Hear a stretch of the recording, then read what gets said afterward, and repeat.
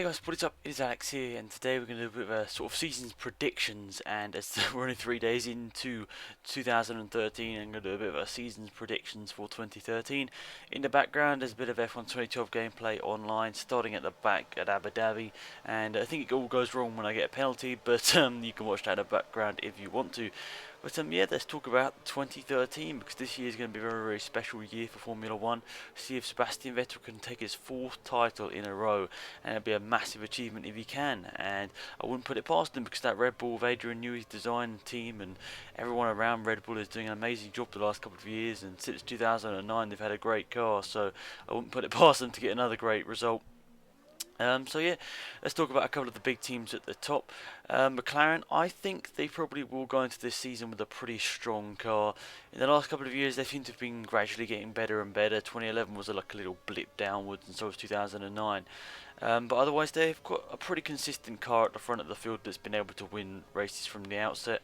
And I think McLaren will go into this first couple of races probably, with a great chance of winning the races. And I'm pretty sure Jenson Button or Sergio Perez will get a couple of wins in the first couple of races.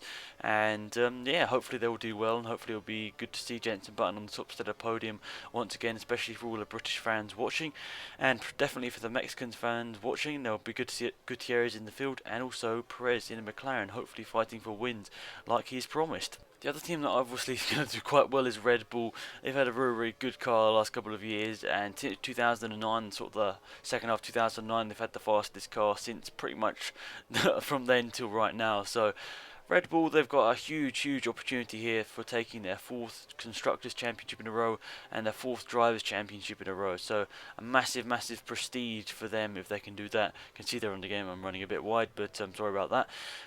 But yeah, Red Bull will definitely go into the season with a good car, even if they bring a bad car like they did last year. I still think they'll be fighting for top fives and definitely scoring points. So expect Red Bull to do well, and I actually think there'll be a surprise with two teams in this field at the moment, and that is that Lotus and Mercedes will probably go into this year with very, very strong cars, and I think Ferrari will probably be lagging behind once again, and that'll be a bit of a shame for Alonso and Massa, but that's probably going to happen just because they never seem to start the year with a very good car. But Lotus and Mercedes, in my opinion, they're going to start this year with a very, very good car, and especially with Hamilton and Rosberg at the sort of driving controls of the Mercedes, I expect the car to be right up there and competitive, and definitely up there in the top five.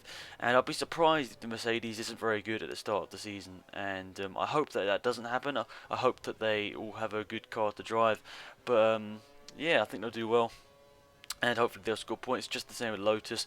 Lotus seemed to be pretty good in sort of the start of 2012, but they sort of faded off towards the end of 2012 and really sort of were lucky with the win in Abu Dhabi, and it didn't really come together at the end of the year for Lotus.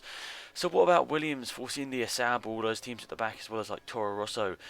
I think they're probably going to be alright. They're probably, all of them are going to be competitive. Toro Rosso always seemed to start the year with a competitive car. But you think back to Australia 2012, and it was really, really competitive at the start with the Toro Rossos. Both Toro Rossos got into the points in the first race of the year. So I think Toro Rosso are going to this first race with a pretty good car. They'll probably actually get both cars in the points once again, I think. Unless, they have big problems, I think Toro Rosso will do quite well.